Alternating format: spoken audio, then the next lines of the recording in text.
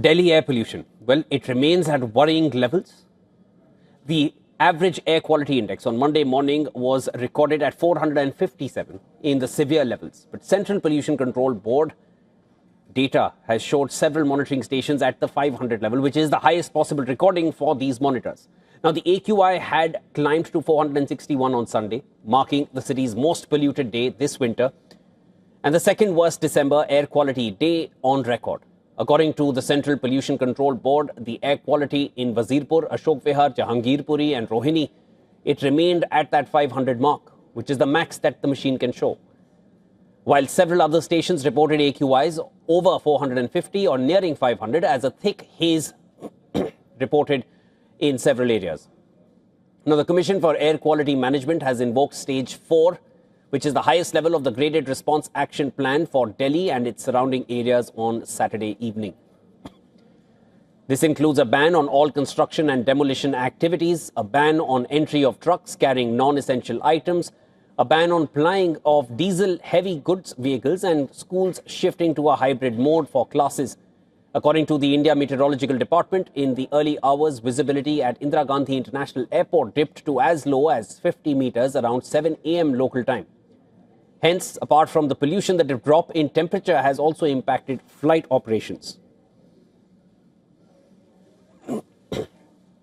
Indigo said that Delhi was witnessing its first spell of winter fog, leading to reduced visibility around the airport and longer departure times for some flights. The airline advised passengers to allow extra time to reach the airport, warning that road traffic could also be slower due to the fog. SpiceJet, in a post on social media, said that poor visibility in Delhi could affect all departures and arrivals.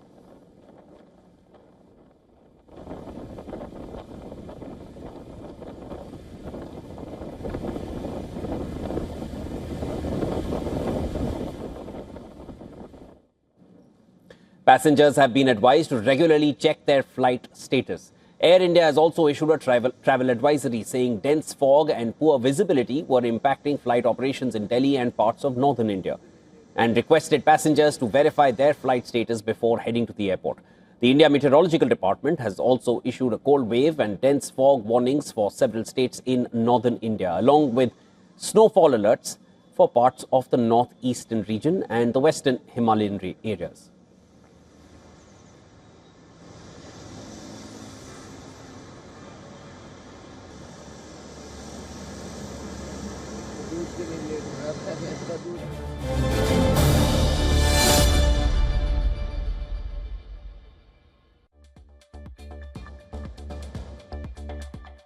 Now, the bigger question is, who's accountable for the air that Delhiites are breathing at this point? Who's accountable for the health complications that can erupt from this kind of air that we're breathing? Joining us on the broadcast is Professor Anjal Prakash, Research Director at Bharati Institute of Public Policy, Indian School of Business, and I'm also being joined by leading pediatrician and nephrologist Padma Shri Dr. Sanjeev Bagai. Dr. Bagai, let me start with you, sir. Thank you so much for joining us here. As a doctor, a pediatrician, you'll know the impact this pollution is having on our health better than anybody else. It's extremely sad when everyone around you is coughing. How urgent is it to tackle the pollution menace given the health impacts, and how? Yeah, so this is a catastrophic situation. It's very clearly a health emergency situation. Anyone who's exposed to this level of AQI is bound to have immediate and long-term effects, especially the children, because their breathing rate is twice as fast and their body reserves in terms of your lung capacity is that much limited. The immune function is that much limited. So they breathe in twice the number of pollutants as adults. And of course, the elderly, the vulnerable, the people who have comorbidities. But this level of AQI, I think the framing of the graph is quite inaccurate. Anything more than 150 to 200 is harmful. So to wait for the AQI to reach to 400, 500 is a little bit too late, too far, and it's not going to have much effect now because this winter is really gone. The immediate effects are on the respiratory system. So you can have almost twice the amount, that is a 200% increase in the cardiovascular, respiratory and metabolic and cerebrovascular incidents amounting to death. We are losing close to 2 to 3 million Indians every year directly because of air pollution. We are only talking of PM 2.5, but it also includes toxic gases, volatile organic compounds, hydrofluorocarbons, heavy metals, micro nanoplastic, and all these form a toxic chamber of gases as aerosol, which are impacting babies and elderly's lungs, liver, brain, heart, kidneys, bone. Also, the unborn fetus, the pregnancies are being affected. The children have a higher incidence proven 2 to 4 times increased risk of congenital heart disease, brain, and absent kidneys, Understood. and so many other congenital malformations. So I think we need to deal with this at a more cohesive and a comprehensive level. It cannot be done in silos. The local states have to come in part with Delhi and form a concrete plan. We can't have a different plan for different states. We Understood. can't have different guidelines. Dr. Bagai, and you've listed it out for everybody to understand what our bodies are going to be getting into when we breathe this kind of air, what we're in for, what kind of health complications. The irony is that the air that we're breathing is the same air that is taking us closer to the funeral pyre every time we take a breath here in Delhi in these AQI levels. But an AQI level, as you mentioned, at 150, 200, that is where the GRAP rules need to be implicated immediately. But here we are in Delhi, and the standards that have been set by the air that we're breathing, at 200, we actually feel that it's gotten better. Let me bring in Professor Prakash here. Sir, in your understanding, in your appreciation, what needs to be done and who's responsible for the air that we're breathing here? Thank you so much. Doctor has already told us the kind of health hazard that we are already going through. This is the health emergency. I'm definitely, you've been asking who is responsible. Definitely the politics of the policymakers who are supposed to be governing us are the one who are responsible for the entire mess that we are in. And every year, and this is the 5th year, I guess, in the row that I have been talking about this, I've been called on the, some of the panels to discuss about air quality. So nothing moves. And that's the problem that I always have, that next year, again, we will be sitting in the same panel discussing the same thing. So that's the irony of the case, is that we know what the problem is, we know where the problem is coming from, but we don't know how to deal with this.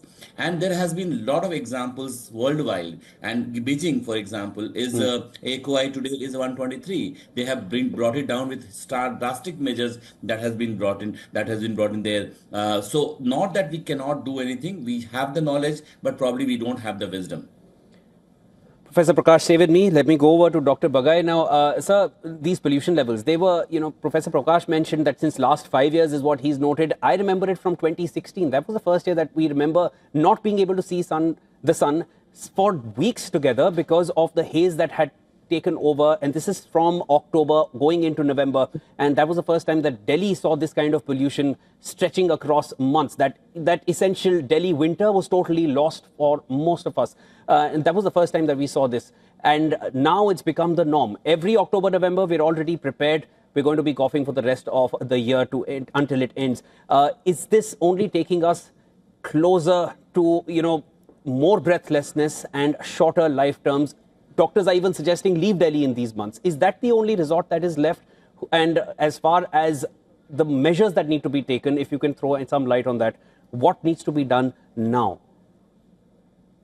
I think leaving Delhi and permanently being placed elsewhere is not an option. It's running away from the problem. I always feel that if the first point in addressing a problem is identify the cause, find practical solutions, and a strong law to implement it. There are just 3 steps to it. We don't need a scientist or a nuclear medicine rocket formula for this. The point is that we are losing approximately 10 to 11 years of our adult life for people living in Delhi.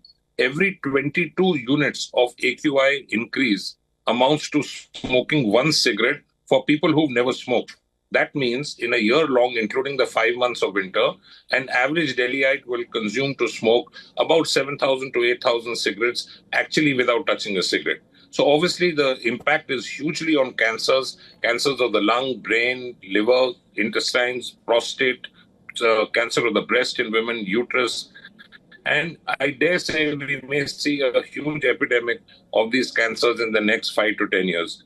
So I think we need to identify cause-wise. So we can't have a general rule applying. So the road dust needs to be managed, construction norms need to be strengthened, and we need to put in these measures much before September so that we don't reach this state.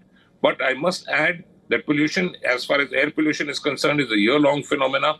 We must address this problem on a year-long basis. We can't have open allows in Delhi, in residential areas. They emit methane, carbon monoxide, SOx, NOx, and greenhouse gases. We can't have road dust flying around with people with drones. We must have digital tracking of traffic, multi-level car park, better public transport.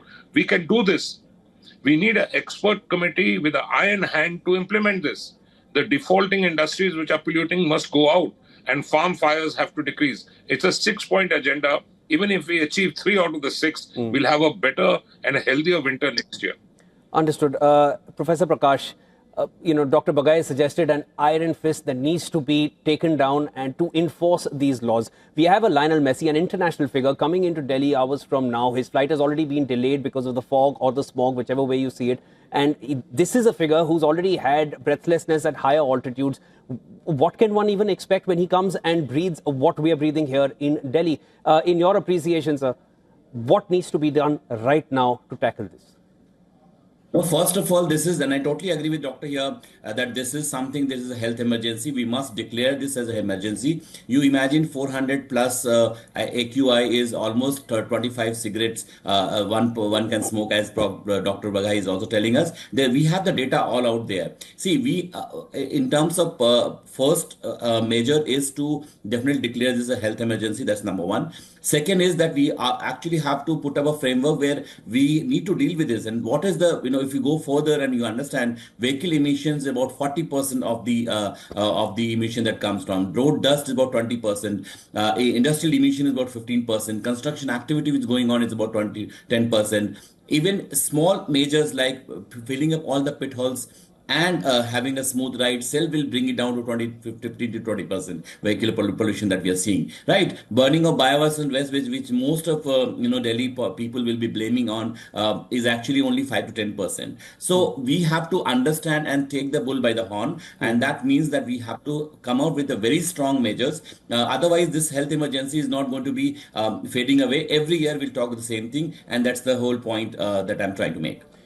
Declare it a health emergency, call it what it is, and enforce the laws with an iron fist. That's what our esteemed panel here on Point Counterpoint has suggested. And clearly, there's no counterpoint here. Delhi is suffering, and this air needs to be tackled at the earliest. I'd like to thank Professor Prakash and Dr. Bagai for joining us here on the Thank broadcast. you. God bless. Thank you.